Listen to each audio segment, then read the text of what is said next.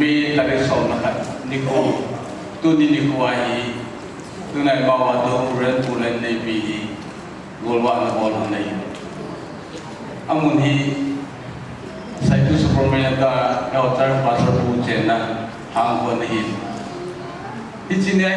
ยิสุงหัวทุสิมัตเซกุนีตอนนี้ที่กำมันนักประจำประกายกำสงบุญหัวบุญสงฆ์ไปในมาจากหรือเฮลันกุศลฐานะเราอี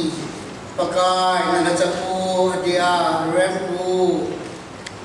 ก่อนมาและอันนี้ปีกิจการกุมสมอิทินนาไม่จำสิ่งที่ประกาศมันอุ่นเตะหัวหิปุนีอาประกายอภาตปัญญาคำตาจิกที่ปวินเงินโลกิที่ตากระทำวันนี้ประกายตัวที่ประกาศหิกันกอลีวหินdunia vai hom di asunga wa chai la sadi halang ahau ling ni halang tuni kin timpu nan ha chapu hi abon chalaman pakal halawa nadin pi a chile ong ko ulana zel beya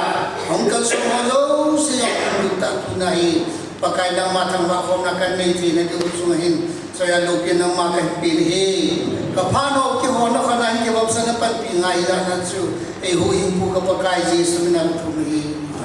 chuwam anjing mada iti work together celebration song izina awteni akirang makuna song izina anniversary manadinga tsukuna kanela wa unang ho amasan minister bu ren tangsar tigen among them salam dia chule unang ai jalang ke ko kenakanga so piu na te hozo si nu si he sumite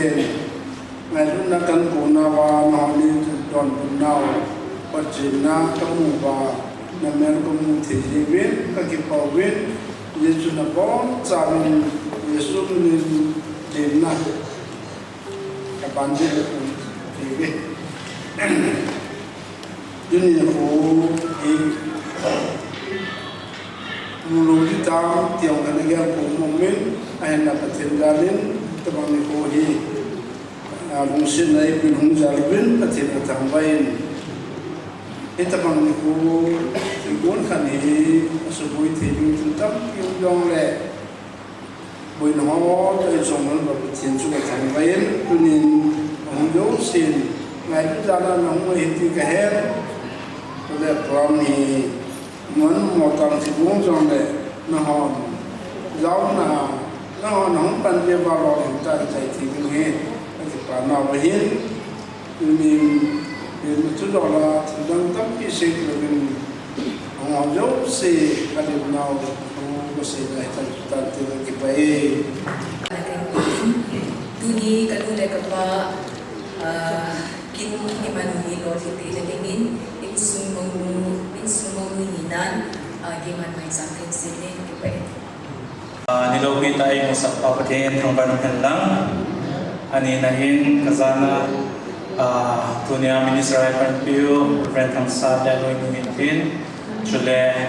Pastor Hoahiin, retired Pastor Hoahiin, Diken Bod Ahiin, Pilepu, Nulepa, Golepay, ngayon na Zala Haman Tamtay, kaya kung kansong si nabuhan sa tsong siwalong sa Pentikipatu at si Masanahi. Tuni ni pohi kumsobi kanuri kapa kichenka onghin dinga hitan piti tu ka saidam ti zong ti gulo zong kanai poi ai wangi ka gele tuni takipa ma mazenge tuni kanuhin tuni ni pohi ani modelo ti zo lungel ka ningkum se kanai ahin ichi masanga chun tuni kinhi na sai le ren neu cha hi yen kam chalakan buno hin a hi wangin akin doli akum somlang du he tilang ka sai hi lo ding hi yen som thum 30 years anniversary manding achun kanu le papa kama inaman duwe kaniti yen hi wangin kani bol of the poem temin mo sama hi yen kani bol of the poem tilidan hintin 30 35 ta tim kilowen athon kilowen awanin jikan nayin na hila aloy no pama lo le la tam tam song le ichi aki bodo lo kha ome kaniti yen ichi 40 years ting lahin iman da ham lo i gundiu ham kanigen da amaza ki sip sa ke i bol de ati yen ichi chu amain futan tunin tuni hi amai hen kanau the the ma hi yen Chule sumiti ho ahi yen ita sa kong itu ho ma kong ko ho mo tuni ni ho yung su do hen jisu pating ka thang ban he so ang kiyala tuni yung ko do ai lo pi ka samamai chung chuna anu ka pa tam sela chala mi pi la to the ya akin hon hi amu the wan jin sang atha be he ki pa he ti chu mi pi a ma kan se do ki he tuni hen ki pa tu to la kan se na tin anu le ka pa ko ma se num chu mabana tu chen nga kum somri sungahen no nang ni lu nai lo na yang tam ta mi ti mi na hen a he wangin pa chi dung zui pa tin pa thei bu vin iti hin in kho ong chi dung zui mabana jong yung khan to jing du ka kinia ma chu le kanu la ka pa jong pa tin dam hen bizing han ti chu tu nya khan se do kin hin tin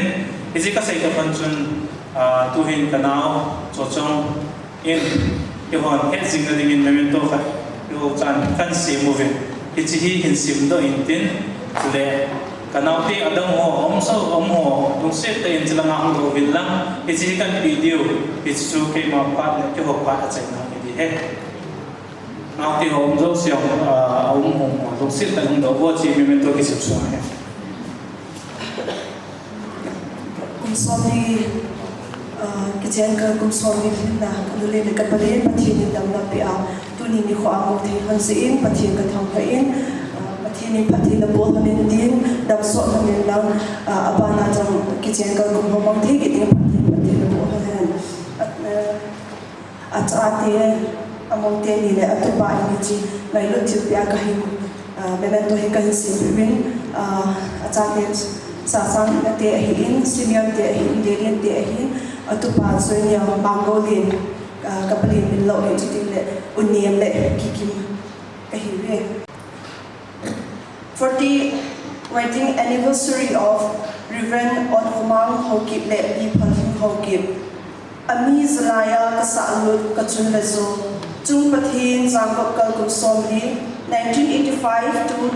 2025จันดับเซลานมูลนกิปานเลเหตุสิงนานไงไลเมลานจิมฮันดีดิจิบังโมดิลปีฮิกะหินปีเวนดมกุมโคฮันสอนเฮนนสินสุนยีเจงดินซีลุงโมนเลอุมีพุงโกเบียเทดินจุงมังประเทศฮันจังโกจังสินฮโนเซียมโกยนหินบาปีจาเตนโมเตนีเลวัตุปา11 May 2025 กะกิปะเก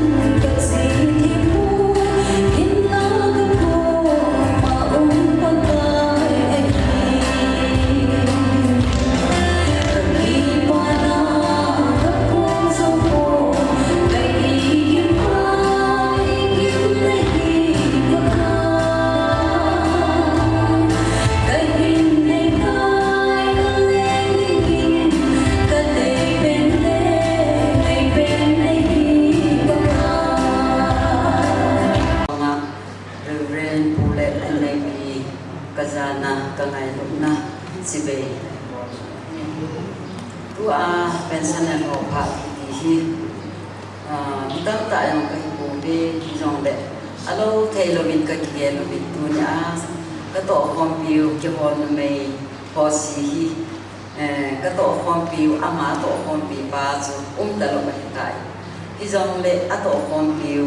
in sunga dinga ada kha ai nei pi de ho be tu nya ka ge lo be so bi de ni pakai kha sa de ni sunga hi ki pa thu ngai lu thu chang ka be se do lo din su pa mo sa bin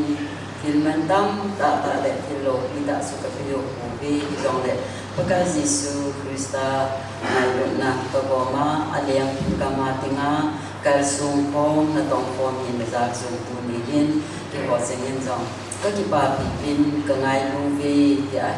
til pi ne za ka pi ding o hi jong de ma ni jong hoi ta ni san bi han nang pu no su ka pi ding wa hin tu loi le bol dia bo hu bien lang ilanga do su pi ba min pasal pa su in so pi ho ama yang man lang din ki la ko mo bin ka te a Yesu ma yang ai ho ko ben sana dinga pensioner ka da hi tu ni he pensioner ho su ti le un ta nga tam ta un ti hi ilai ho bunga on chu ki ho chen ka hi ja chu ta hi ke hon si therapy hi kahin video ka hi anniversary ruby anniversary mangke dina parai pa ai mo sa pathe amwa na ki masawi zule tuni nute ni fo to lo ni mo apa minus se Mother's Day wish in waloge zule ki pa tho hi bi ni bi tu ke no tin so kan pan masang chun ke la ke nei pin no bon khaten se yo hanin kate nangai ke